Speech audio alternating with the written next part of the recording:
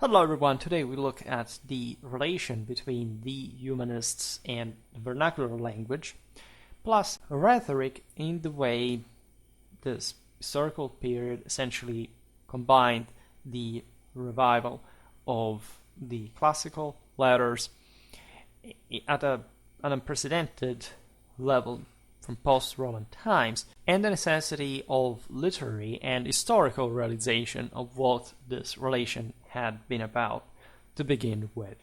There is a beautiful quote by an Italian scholar, Silveri, who I think passed away a couple of years ago, noting that Latin became a dead language only when it was understood to have once been alive. And this statement is quite relevant because, of course, we're looking at the end of the medieval millennium, as well as, paradoxically, to the, in fact, artificialization of Latin to an extent, considering that up to the 15th century, this language had been employed to maintain Europe to standards that can be considered the ones of a living language. Latin would continue, of course, to be the official language for many powers in Europe, and humanism, the Renaissance, would actually go on further, salvaging and actually spreading it further to a degree. Like next to Italian, that was the language of early modern Europe, of course, Latin remained a pillar, together with actually the just recovered, at least in a satisfactorily linguistic and philological sense, ancient Greek, that up to the 14th century wasn't really normally studied in Western Europe, even though it did as well. And that's something, if anything, for another video. But of course, there are lots of issues that depend on the strictly humanistic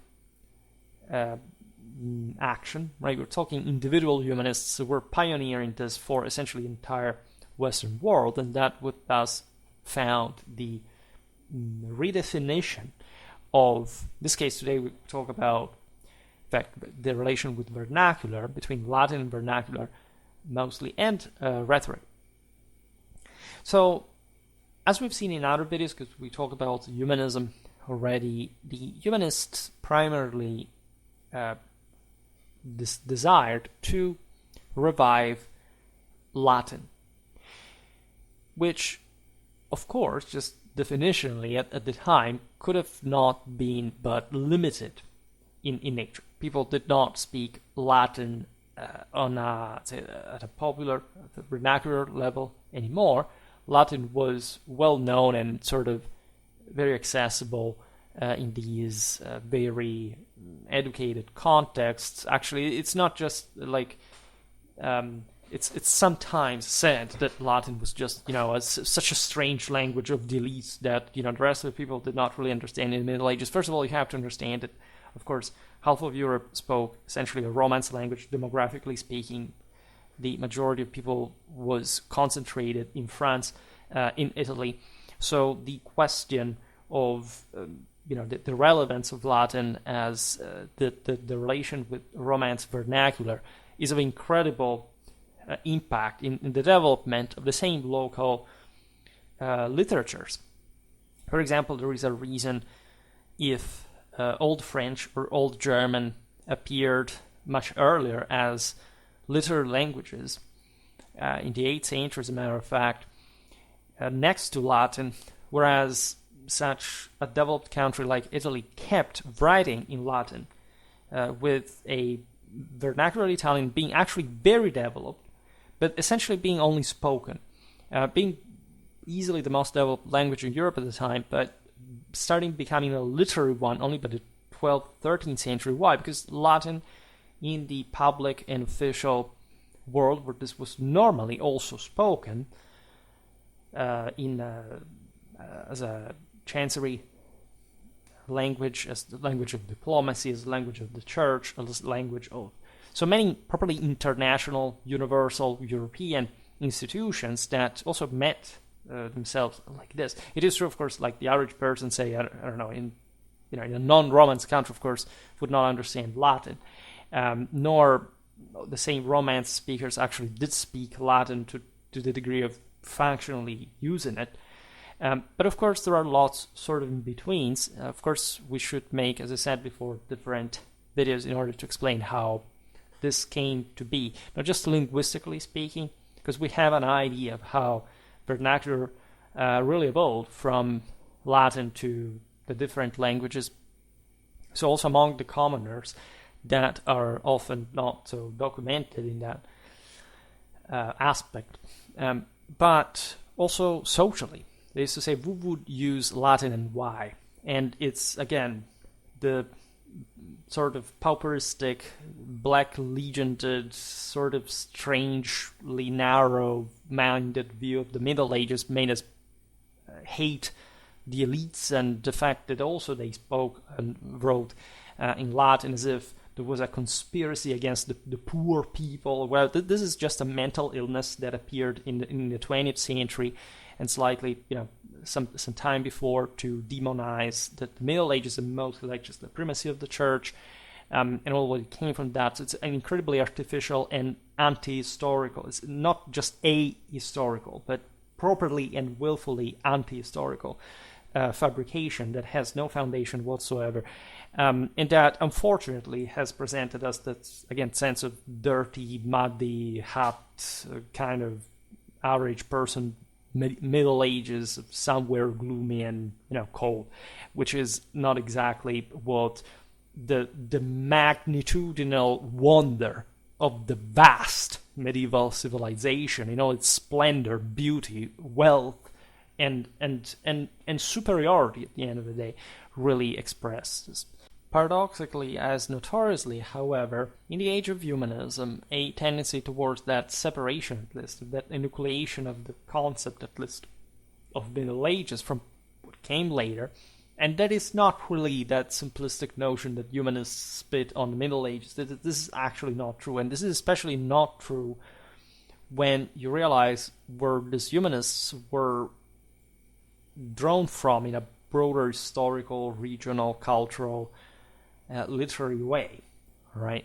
The criticism, say, to the Middle Ages, the Gothic barbarian age, is something very much more nuanced. Like most of these humanists actually were coming from political and societal contexts that were exalting certain great moments in, for example, their civic history back, say, in the 13th century, even before. There was, this is actually a very interesting topic we will not examine today, but the sense of the continuity of Romanity throughout all this period, to a degree that is also being modernistically a bit removed, or at least not adequately taken into consideration by our last generations. However, it's obvious that if you want to revive Latin, you must start acknowledging what Latin is, and obviously there is a past that is not just the one in which Latin was sort of abstractly spoken and written in a vacuum, but that really stemmed from a specific civilization, a specific people, and so on. Consider that history, the way it was written at this point, was really unspecific and sort of yet to be done compared to, of course, the overwhelming amount of information that we have today. So actually these humanists were as philologists, as linguists, but actually polymaths, right? They were a bit of everything. They were scholars of different disciplines. They were incredibly intelligent people, juridically, historically, in fact, in the same way, and artistically. We're the first ones to dig into this and to try to reconstruct really what this lost past was really about. Because in Europe, wherever you go, at least the vastity of this, of great swaths of the continent, you find Roman stuff everywhere, right? And this is something which, even at the time, before the Renaissance, the Baroque period, that also drew abundantly from the ancient monuments in terms of materials and so on, just with an awareness at this point kicking in, and things that had to be preserved as well. We're living in a world that was much closer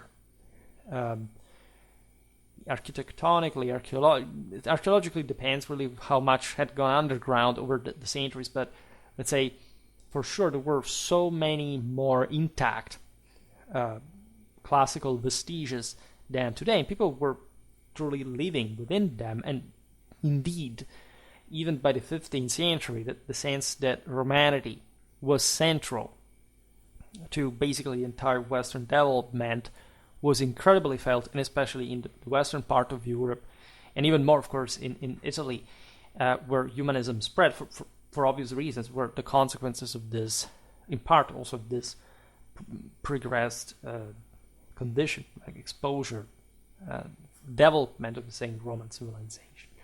This is yet another point. We treat, again, the stories of, this world of Rome had sort of been buried at some point. It was something weird in the Middle Ages that came up, claiming the Romanity, for example, of the empire, its holiness, its spirituality. But we tend to actually, this is also a completely modernistic and secularistic mindset.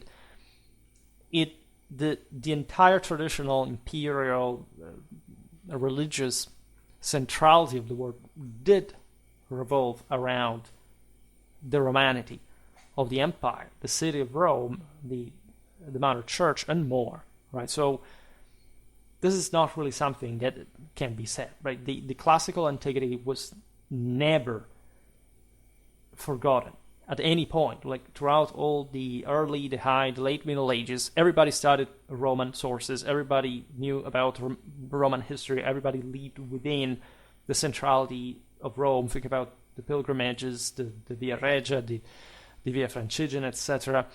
There was a deeply intimate connection with this world, and philosophy, literature, theology, more, were all essentially drawing from this. They were incredibly advanced during medieval times. We're all drawing from this, and or simply continuing on the basis of the same. So this, in my opinion, is actually the most important aspect to realize when studying humanism, which we tend to do a bit too aseptically, a bit saying this was an elitistic, sort of courtly, whatever. Not really, right? The world, it was for, of course, the societal and cultural standards of the time, but in fact, it was coming from a time in which there were so many more people, even, that were, before especially 14th century crisis, intensely schooled, educated, and experts in the classical antiquities, writing extensively in pretty solid Latin that just had to be further refined philologically in this truly, yes, at the end, elitistic way. It opens to the modern age, at least in a different phase of civilization that, say, modern age never existed, but definitely after the 14th century crisis, many things happen, right? The French Revolution is just 300 years away from this. So when we look at the humanists aiming to recover the ancient elegance of style that had been lost, as they said, there have been controversies from the contemporary historiography regarding what the humanists actually believed in wanting to recover this language. When you look at the vocabulary, the spelling, the syntax of early humanist Latin, and even the works of certain late 15th century authors, you realize that the Latin used was pretty solid and, aesthetic even, and very well crafted. But that wasn't, in a broader representational sense, and sometimes linguistically, to a degree linguistically, the same classical Latin, right? There is, of course, a lot of medieval legacy of Latin for how it had literally been used. This is not about blaming the humanists for having failed, not having recovered the purity of classical Latin. There was in this some sort of effort and attention, but as just Latin in antiquity was not born in a vacuum, nor humanism was born in a vacuum, and that's why I insisted so much on the immensity, especially of medieval Western civilization, that there was an enormous, but I mean a disproportionately large amount, not to be found in any other medieval land across the globe, of actual literature, and at every level, like history, poetry, juridical texts, theological studies, something that, again, nobody has ever properly even replicated with the mental structures of the same. I mean, medieval man was trying to make sense of the universe in a comprehensive sense. In the modern age, you don't have that. Like the encyclopedias of Diderot weren't about that. They were a completely different issue. They were mostly based on the issue of categorization and further abstraction from actual reality. What the average person does not know, because it's not satisfactorily educated, even though that should be something that you would normally learn in a first world primary school curriculum, is the immensity of Western production in the Middle Ages, in sheer amount of works and development, intellectual development. Because again, the average person does not even know that the medieval times were an incredibly developed time, because they don't study it, because nobody told them. Families do not tell them. Schools do not tell them. Even when they go to university at times, they don't fully picture this, and scholars are not really interested in showing this because it sounds some sort of suprematistic thing, culturally or identitarily. But we must recover the absolute concrete quantitative and qualitative amount of this work, at least in awareness, right? The fact that it existed, and if you, of course, never studied medieval history or literature, it's a bit difficult to even start picturing it if nobody has told you. Paradoxically, we have all the works. This is not hidden stuff. Nobody has prevented us from learning it in a broader sense. But nobody was trained to picture the whole aside from the individual works. And this is where the attention stops. So this is a huge problem that we've had, especially in the past century. Because, say, in the 19th, people had a pretty solid awareness, for example, of this, and they would have probably been amazed at how we came to literally forget. This is not a different historiographical interpretation, and there is a point that can be made historically against it. It's literally that it fell out of fashion. That's how things happen historiographically. It's not, again, fighting against some strange, imposition that we've had. No, right? It's just our weakness, fundamentally, that has habituated us to even pretend to think that there is someone in the last 100 years or so that has actually done anything substantially relevant in this direction, and notoriously that hasn't. Medieval Latin was different from classical Latin, dialectically we would say, just because it was the product of a different context, and the same Latin changed over the centuries, but it wasn't different much because there had been much of a collapse in the quality of it. Actually, Latin at large is pretty correct throughout most the Middle Ages when it was written. But in particular, in fact, in the most developed cases, and during the same 15th century humanism, there were, for example, neologisms still being coined. Why? Because if you're so familiar with Latin, you work with Latin, you write Latin, you read from Latin all the time, you specialize in this, and especially humanists are paid they're maintained for a living, right? In order to do so, it's a fantastic life, here telling the truth. They will, of course, express in their own way the same Latin and different meanings that, of course, come to be pretty actual.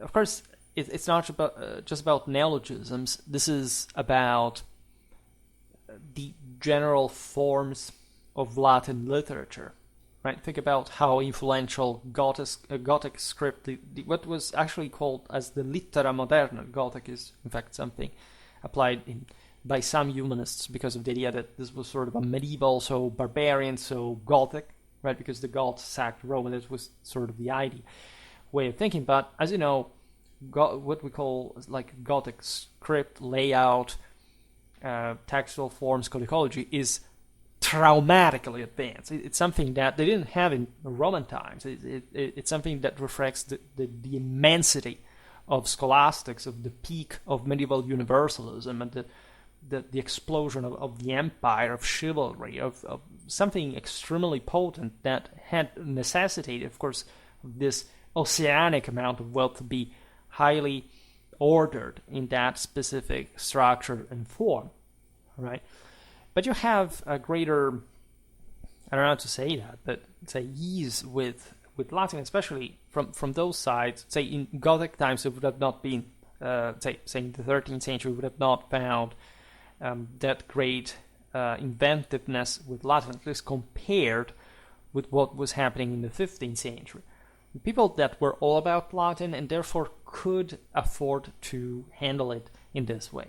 But you have rare words, that in fact are rare, and not truly representative of classical Latin, adopted into standard use by this point, 15th century humanism, that was seeking to expand actually the limited classical lexicon.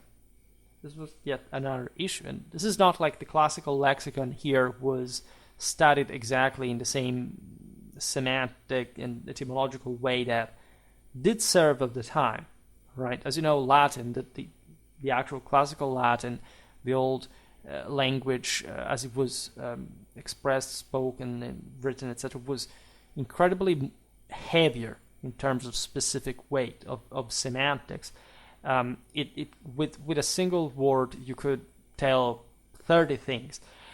In late medieval time, things have changed because the word has modernized and secularized to the point that they required a more specific definition of different things in order for them to make more conventional sense in a much more disproportionately literate but properly structurally advanced society than essentially overall, at least for the type of literature that was produced, the ancient one at large really was. It was different. It's not to say that, of course, there weren't some moments of the Middle Ages that were less advanced than certain classical ones. It's definitely the case. But still, classical antiquity had, a very specific context, a very different mindset, political, social balance, and again, it's not really what you can see, say, 15th century Italy. That in many ways, yes, was more advanced by that point. Now, a particularly significant aspect of this attempt to recover Latin in this abstract sense, it was probably not even pursued just per se, and they didn't care so much about it either, was the, let's say, lack of distinction between the language of classical poetry and prose, at least in a practical, conventional sense. You find different authors like Valla, for example, in the Elegantiarum Latinae Lingue Libri, Sex 117, and Cortes in the Omnibus Doctus, that started questioning this divide, right? The metric forms used in medieval literature, the interspersion, for example, of poetry into chronicle prose, etc., was something very spontaneous, very sort of, let's say, stylishly imitating to a degree classical poetry, and still thinking, just for the fact that it could be framed within prose, still something very unusual, right? And so obviously distant from the classical models. Nevertheless, it is that aulic and grandiose and beautiful. There are some, again, passages of already, you read, early 14th century chronicles, especially from Italian communes that were already in a humanistic temper of some sort. You realize that the mastery of Latin is radical. I mean, the understanding of Latin metrics is shocking. However, they didn't care about it. It's just like Roman law. We talked a lot about this in the videos about the history of law. They were recovering it not because they had to paste and copy that, or simply pretend that would have to work only the way it was formed in the past. They needed that to fit it different works, different contexts. And practically speaking, also in fact this distinction between for example, poetry and prose, was it really important for a late medieval context, for what these people had to do about that, aside from the idealism of saying, okay, we should recover classical Latin because it's so relevant and important? Do you think that humanists, even the most erudite ones, actually cared so much about saying, okay, well, now I perfectly created something that sounds like Cicero, that nobody can distinguish it from him? Why? Right? No humanist would even go out there to claim that, why are you making a forgery or whatever? There were forgeries, as a matter of fact, and they were, however, so similar to the actual ancient works that at the time it was difficult to distinguish them, but because they had been conceived as forgeries for some reason, but not because otherwise Latin would be used for that normally, and especially considering the civilizational output that comes through these works in the 15th century. So we do not even know exactly whether the humanists' non-classical practices were a direct influence of the vernacular or the result of traditional practices that evolved, for example, from late antique Latin during the Middle Ages, especially through the Ars Dictaminis.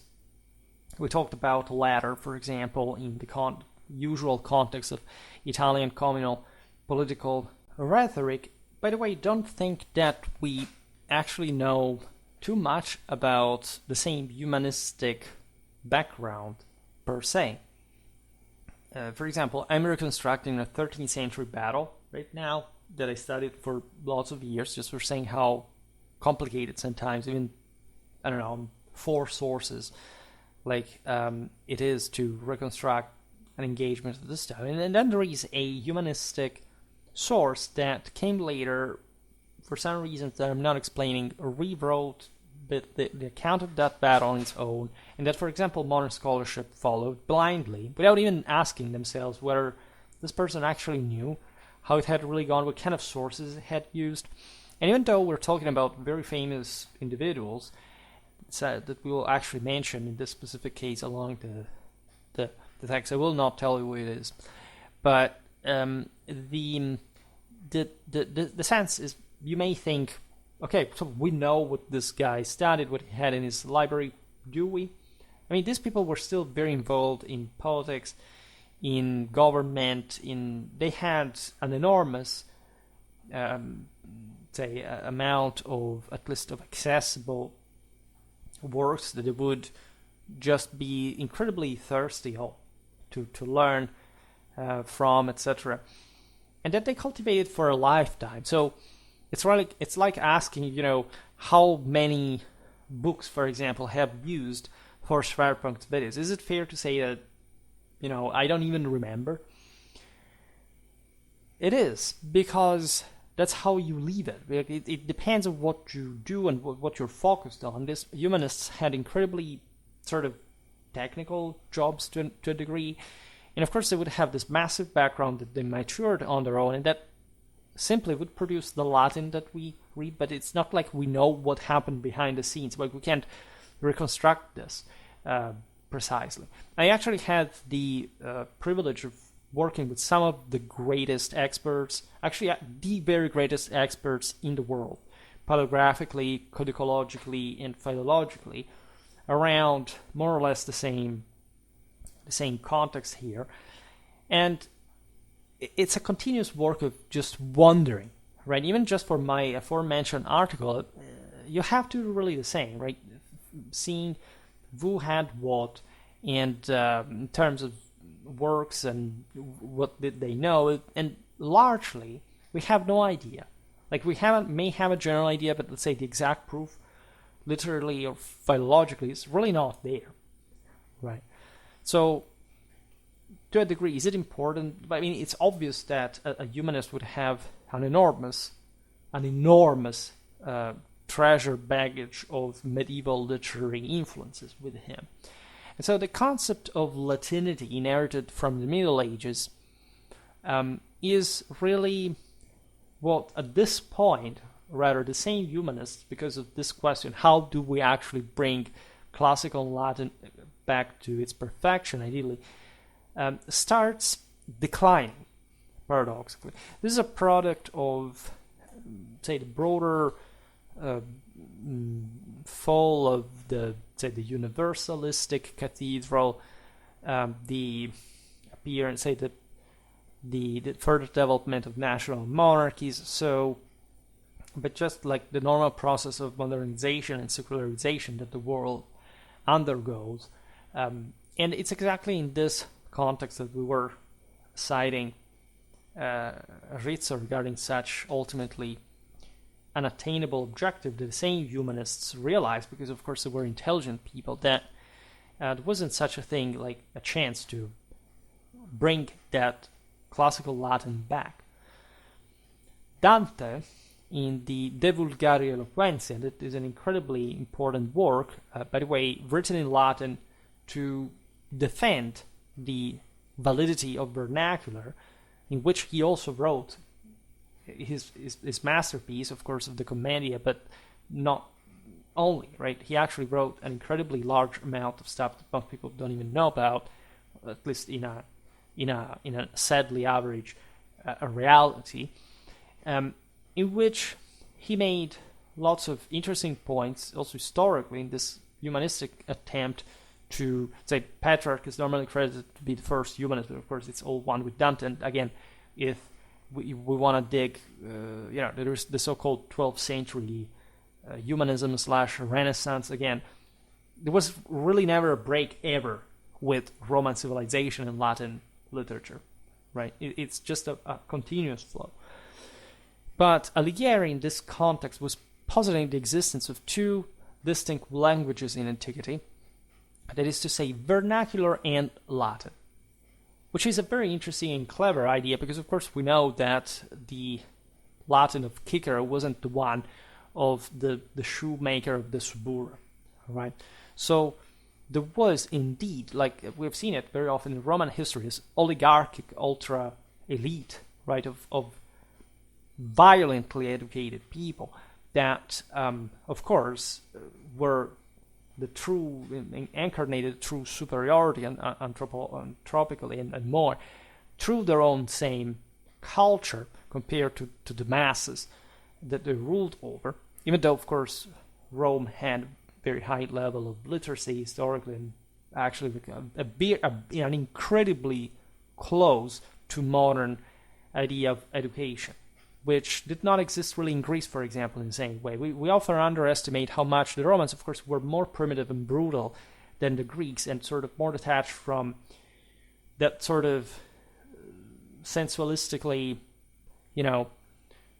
enjoyment just of literature per se, but how fundamentally Italy was one of the earliest literate countries in the world, and basically the entire West was educated, learned how to write and read because of the magnitude of cultural output that since Roman times throughout eventually the evangelization of Europe and beyond always stemmed from Rome. This is a sort of very underrated aspect, how much the West, especially certain parts of the West, were advanced, even compared to the so-called, millenary civilizations, especially like from the 1970s, this sort of hippie idea of, oh my God, the East was so advanced, man, without that, the European, no, right? We were shockingly advanced already, and very quickly and very precociously. People read, access really literature much more in the Latin world than in the Hellenic one. I studied this in paleography, in codicology.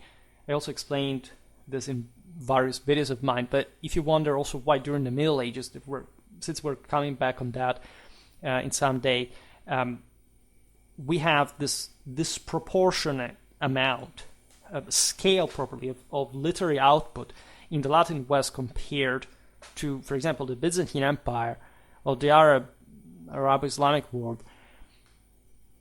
There is a very specific reason, right? And there are literal people that still believe into the backwardness, the alleged backwardness of the Latin Germanic world compared to another. And I don't know. On Schwerpunkt, we have covered this in detail under any point of view: political, military, social, economical, literary. Everything is macroscopically denying that. And I don't know why we're still not celebrating this. In the Middle Ages, as again, in a specifically Western sense, this moment of simple continuity, not this dark abyss, and sort of, again, fragmentary, uninteresting phase that somehow led space to an allegedly superior modernity, by the way, or even allegedly existing modernity, and separating it so rigidly from the ancient world. Not that there weren't differences from the former, but this aspect of realizing early enough, for example, that there was an elite culture and a sort of more popular one, it's something you must take in consideration, if anything, to study history of literature. So, going back to what Dante said in the Vulgaria Eloquentia, of course, the idea was that vernacular would have been naturally learned and spoken, and this, say, higher language, Latin, being a crafted one of great authors, acquired through education. And in part it is true, of course, Dante is not so radically categorical in this. He understood, of course, that they coexisted, were the same language in a broader sense.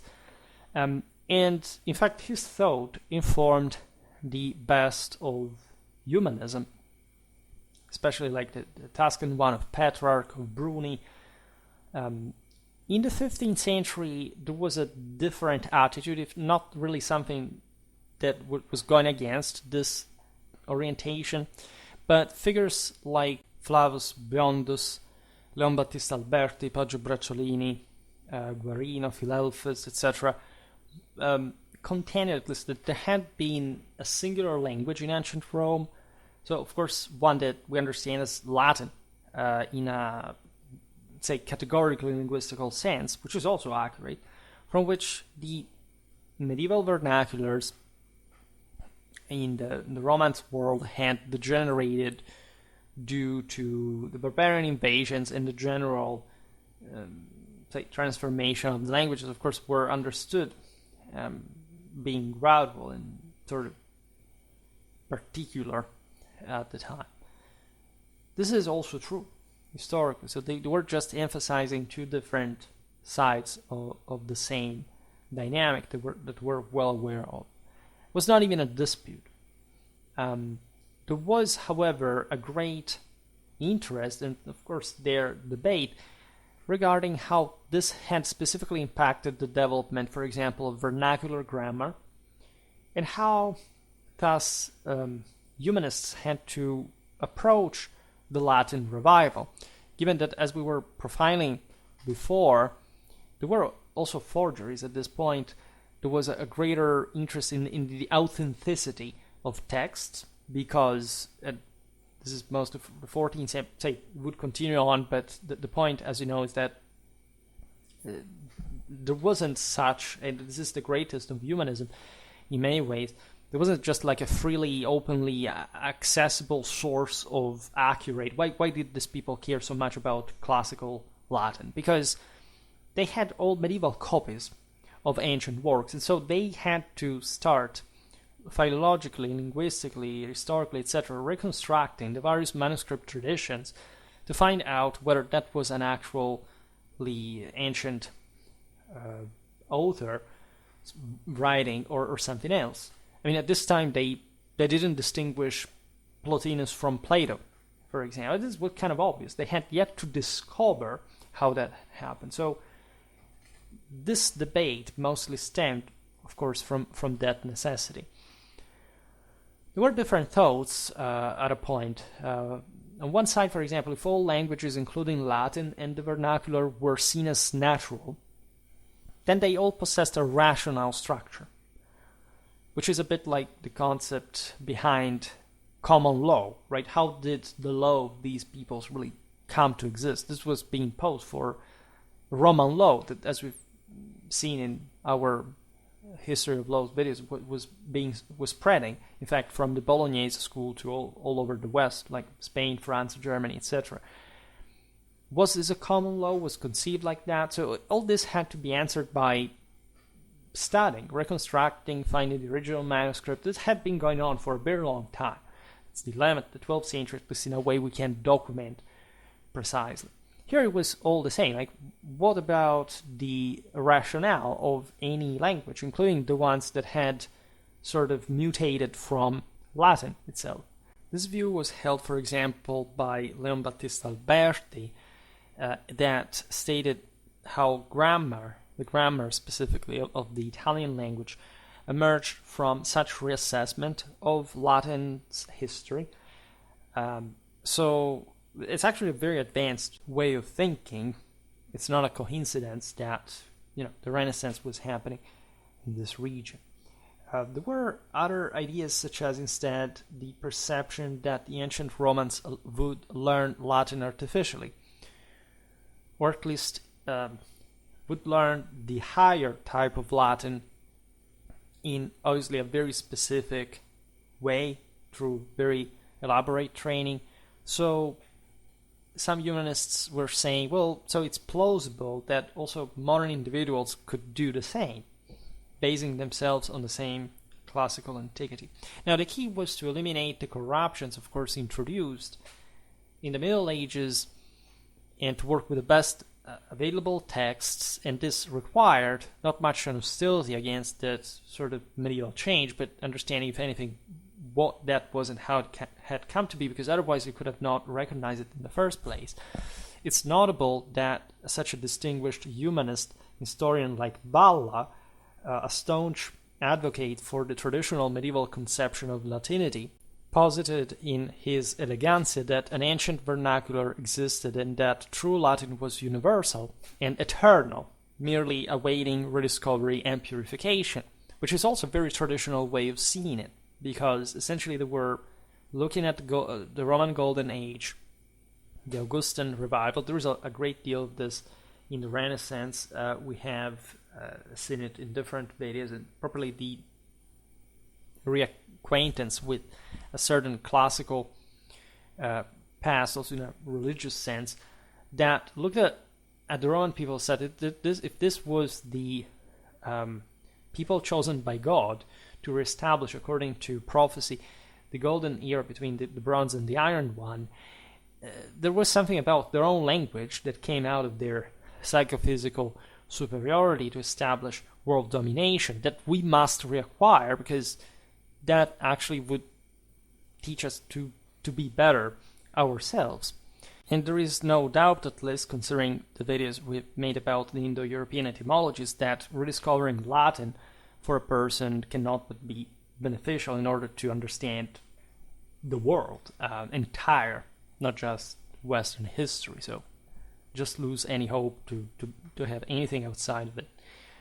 However, by the end of the 15th century, the prevailing assumption among humanists, such as Polizianus, for example, so we're talking again very high level, the top humanistic levels, was that Latin was a natural language.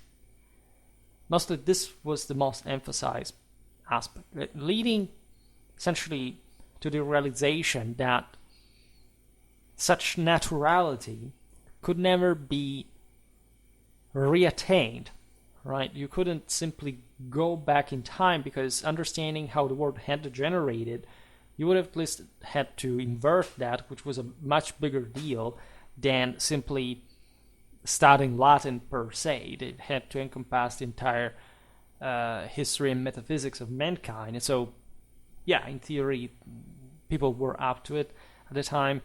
Humanists actually were very aware of this recovering much of what had been traditionally lost to an explicit extent, also in fact from the classical sources. But it wasn't just about Latin, of course. So this also brought many humanists to adopt drastic measures, abandoning, for example, the eclectic imitation, typical of the early 15th century humanism, very typical of Italy in many ways, in favor of a strict adherence to a single model. This is how Cicero rose at the turn of the 16th century as that model of prose and rhetoric. And so it was established at a certain point, which was a bit too exclusivistic, because of course Latin does not terminate just outside of Cicero, and if you want this selection just a production of modernity, and many other, say, humanists, especially, say, in the rest of the Renaissance, that, say, to a lower degree stuck just to Cicero, for example, saying, okay, well, I will choose the 1.01 pack because, maybe I don't have enough money to study further, and I will go by that. And that, of course, influenced a lot how everything was done. But it is due to mostly like a modern lack of standard than anything. That is not to say, of course, that humanism was doing a bad job at rediscovering classical Latin at all. Actually, also our knowledge of Latin stems greatly also from humanists. If you're a Latinist, you study a lot of humanistic sources, because if we truly know Latin through those, because it's those guys who went in the toured the various libraries of Europe to find the original manuscripts that brought us the actual manuscript traditions, and that we were able to, and we still are in the process of reconstructing classical sources. So it's an enormous thing, because the mentality of these people influenced the entire system eventually, and they're, again, incredibly clever people than we tend to conceive them. Really mental giants. Now, the revival of classical rhetoric instead was one of the principal aims of Renaissance humanists as well. They faced fewer obstacles in this area than in reviving classical Latin. Eloquence, in fact, had been, of course, cultivated by ancient Romans. I made a video about the Ars Dictaminis explaining this for the 13th, 14th century. So there was plenty of excellent textbooks from the same Roman times that included, for example, at this point, actually non-original ones, sometimes that were very good as well in Latin. For example, the Pseudo-Ciceronian Rhetorica at Erennium that had not yet been proven a forgery, Cicero's authentic De Inventione, and Quintilian's comprehensive Institutio Oratoria. Rhetoric had been practiced during the Middle Ages through the aforementioned Ars Dictaminis, which indeed was a degraded form of the classical art per se, but also in fact applied to very different contexts that were not less powerful, but simply, say, different. This continued to be examined and taught theoretically. The Ars Dictaminis refers especially to this medieval practice broadly meant, so we intended in a pre-humanistic way. But in many ways, we're talking the same context, right? When is really that, again, practically humanism begins? What is there about this that is so?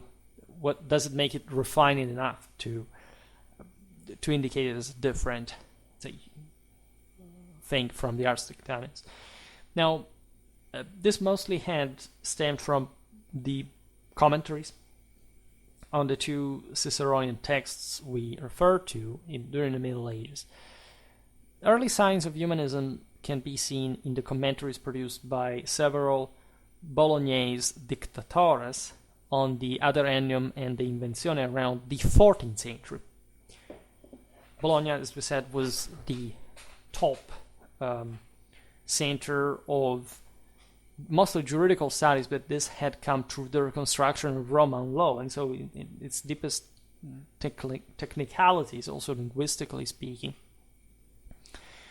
that eventually had produced this this other enormous, especially rhetorical capacity. I mean, as lawyers, as forensics. And really in the great peak of medieval civilization, the 14th century here is, again, still the phase, especially in the early part, that really was so witnessing such a widespread of knowledge and education among people, unlike the post-14th century crisis. There's, again, the humanists are mostly the product of an elite, an elitization, let's say, of society towards the later Middle Ages. It's not to say that people were less literate than before. In absolute terms, they were more.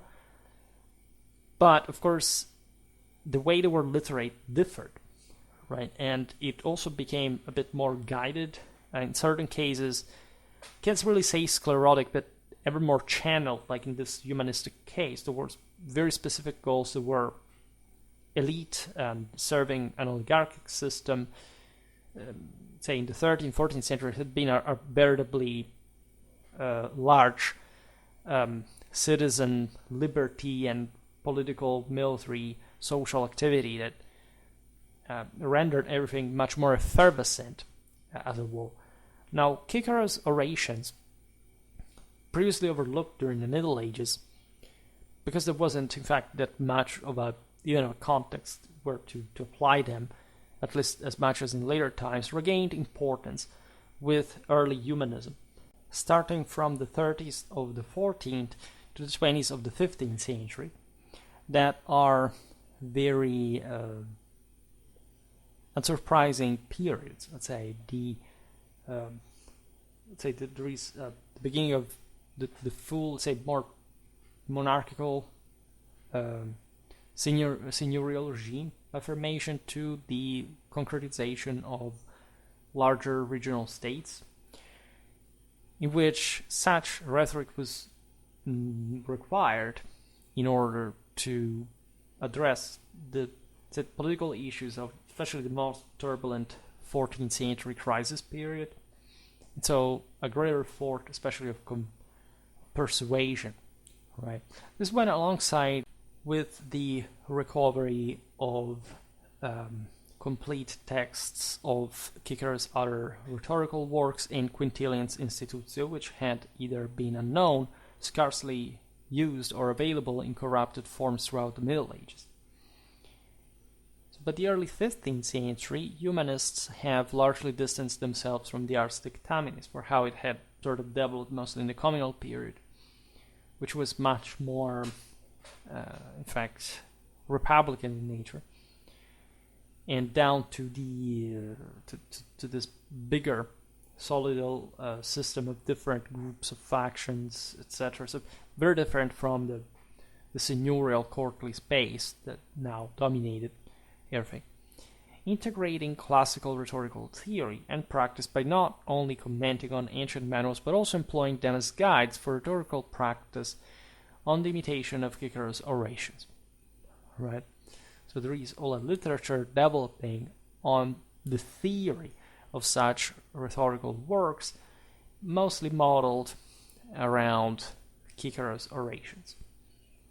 This had not been done in the Middle Ages. Probably Cicero's centrality had not been established for the functional criticism of rhetorical practice and guidances, etc. It's very interesting to see also how they studied rhetoric before, through Cicero's as well, but also other practical guides that had developed for, as we were saying, that sort of different medieval context. Moreover, humanists began at the beginning of the 15th century to annotate Cicero's orations even before the rediscovery of Asconius Pedianus' ancient commentary.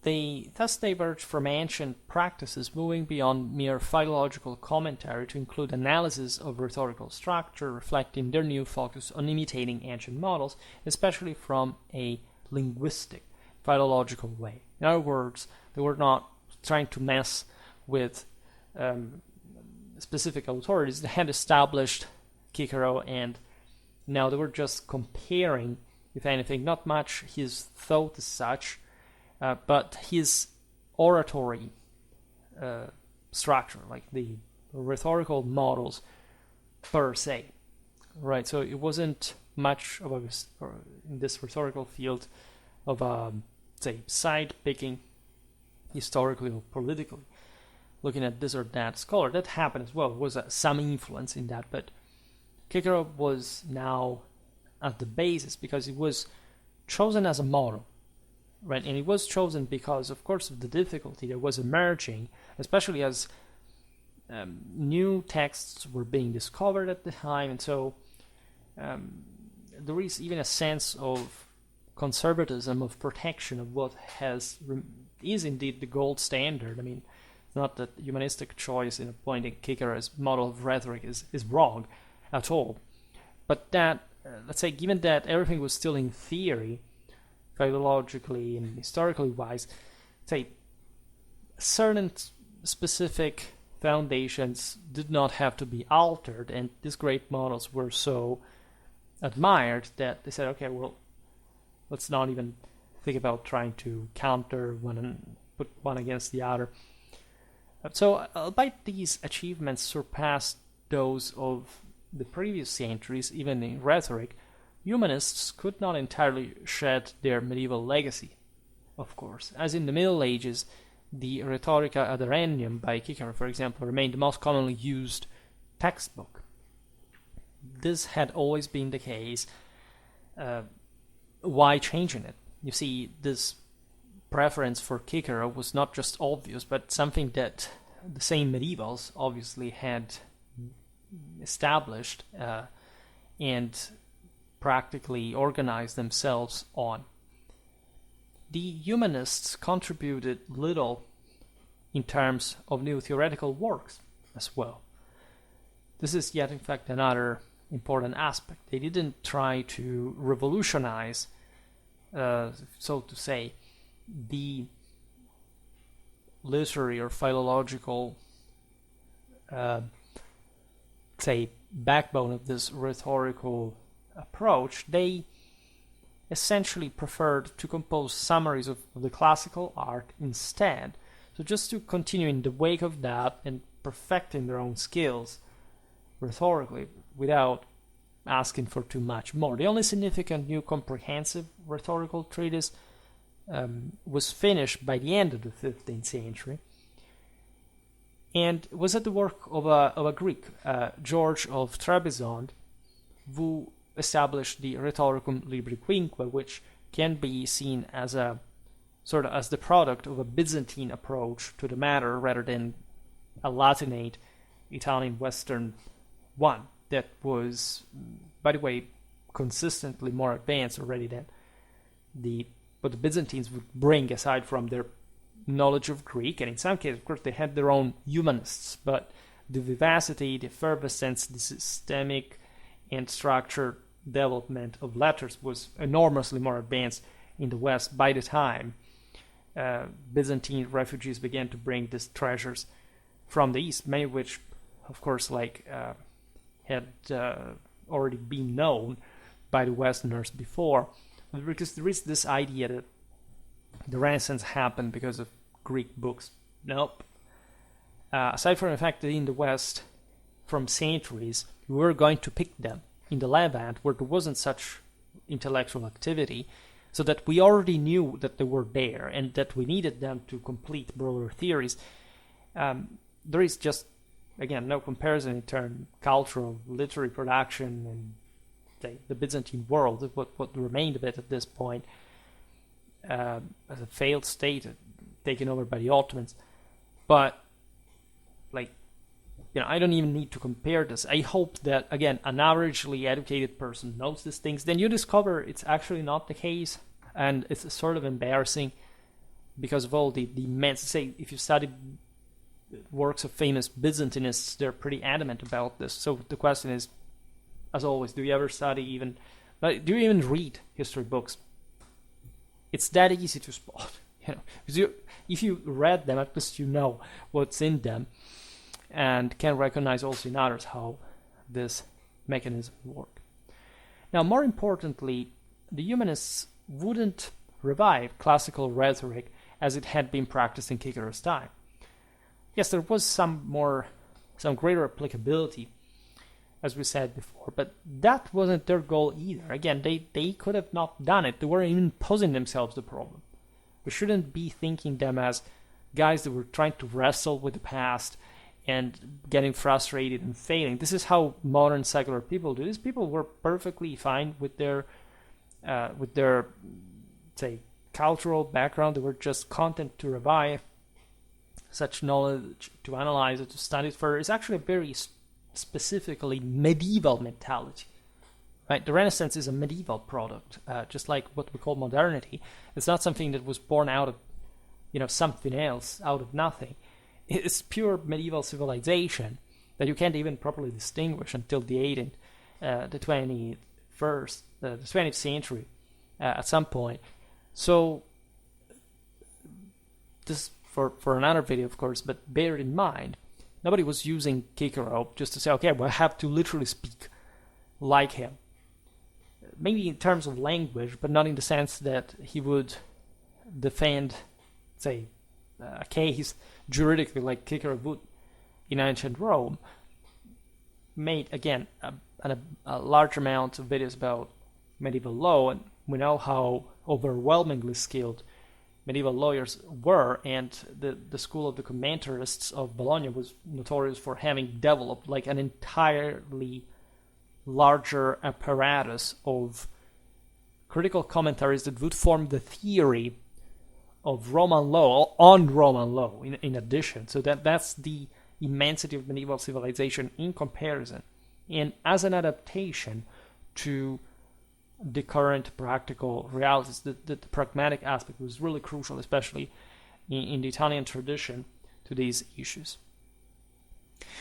So ancient treatises categorized rhetoric into three genres: judicial, deliberative, and epideictic. So epideictic means essentially just spread among the average, like the large groups of people without specific education. So judicial would have to be connected with probably the judiciary process, deliberative in the form in which it was deliberated, and then there was the broader spread. Rhetoric associated with the courts and public debate had really already fallen out of use. There was normally just an idea of who was right and who was wrong, praise and blame. That's what rhetoric was based on in general. There was a greater rigidity required by the sort of militarization of society. You see it also in the Germanic laws. You see this throughout, say, the era, right? In speeches for weddings, funerals, also university ceremonies. It's also in very different times and spaces. Civic events of sorts. Humanists continued to theoretically focus on judicial and deliberative rhetoric because of the fact that the epideictic one would not really fit much their milieu, right? The social functions of rhetoric, however, remained unchanged since the 13th century. The Italian communes had essentially founded that and produced already sparse but consistent body of oratorical literature, which the same humanists came to implement, aside from, as we've seen, the epideictic forms. That are also more difficult to frame because there are less, right? And again, the overall dimension prevail. So the humanists do not really improve too much that to begin with for practical purpose compared to what already the Middle Ages had done. Yet other aspect that had changed, had gone beyond. Furthermore,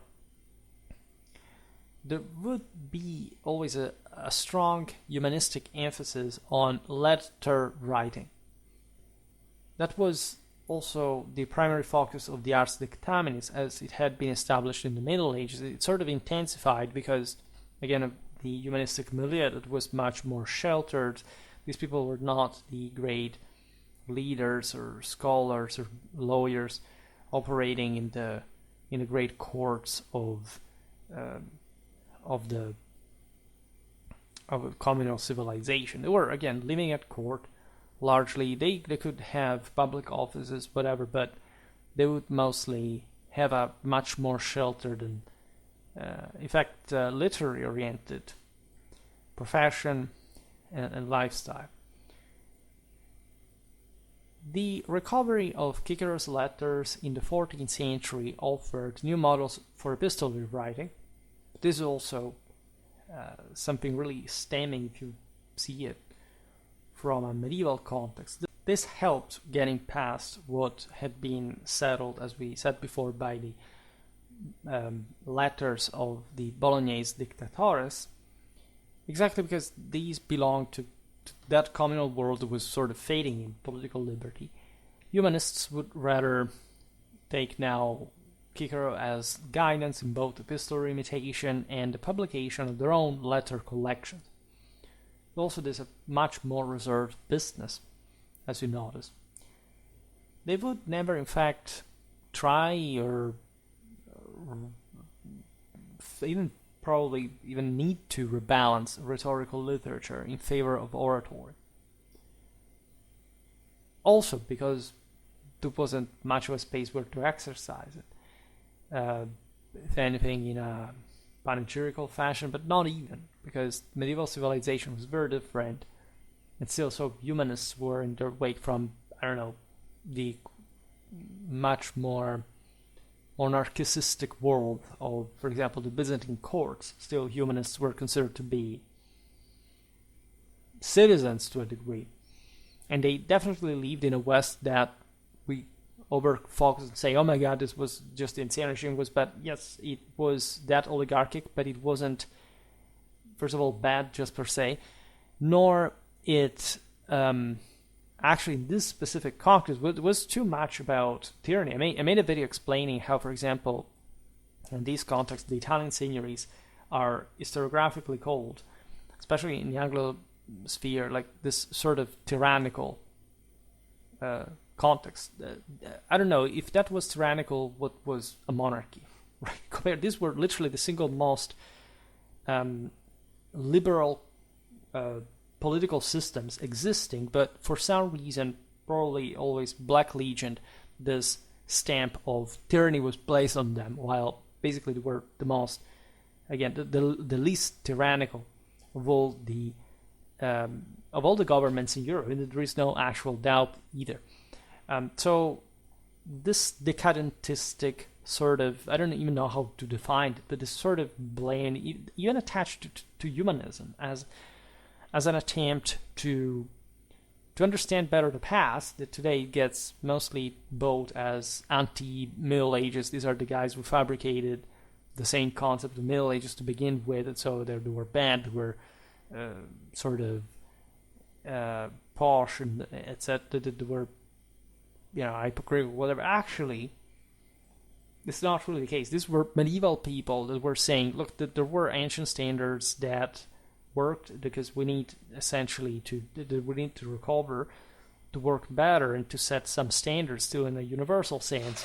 Of course, what happened in between was less than that, but we're not even focusing too much on it. We're just essentially exercising the ladders and trying to imitate an older standard.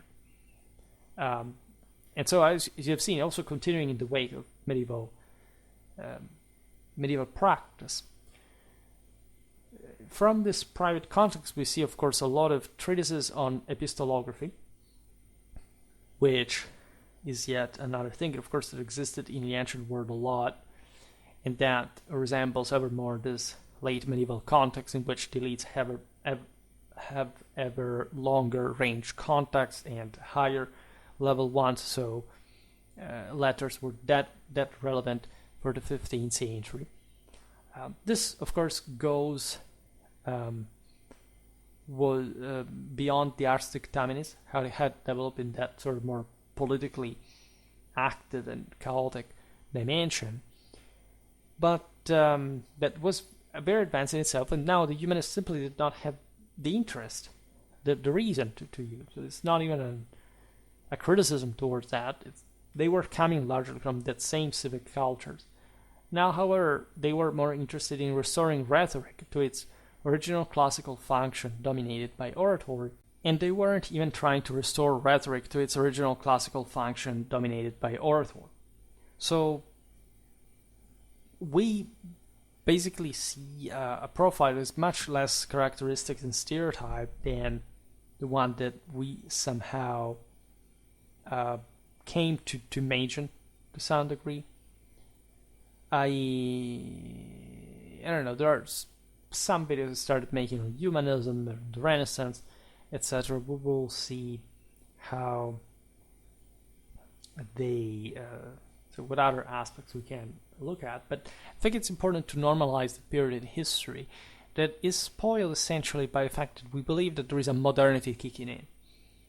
We believe in some sort of break, in some sort of divide that, yes, existed, especially after the mid-14th century crisis, but that is not taken much into consideration because at least it doesn't fit the specific timeline that eventually modernism developed, mostly basing themselves on the Reformation and surely some other style developments, but that they are not recognized as a consequence of a medieval civilization was simply going on and also had different times that are often blurred in the various parts of Europe in which this development actually occurred. And this is true also for the Middle Ages. So it's a sort of flat view of that required the necessity of a break to justify even this sort of injection into historiographical scanning and periodization of some sort of, again, modernistic, secularistic triumphs, whereas this was a much more traditional and properly medieval system than we normally think of. Because of that, and so it's important to talk about it in the future. It's something slightly it's pernicious, really, because we have the same mental structures of the rhetoric, in fact, that it was used to tell the story from a modernistic and secularistic perspective, and we're debating on the validity of the same using these terms. So it's really a trap, and we should make much more sense. We will see this in other videos. For today, however, I stop it here. I just hope that you enjoyed this video. If you did, please share it. Otherwise, leave a like or subscribe to my channel if you're interested in my upcoming content. As always, I thank you heartily for listening to me. I wish you a nice time and see you next time. Bye.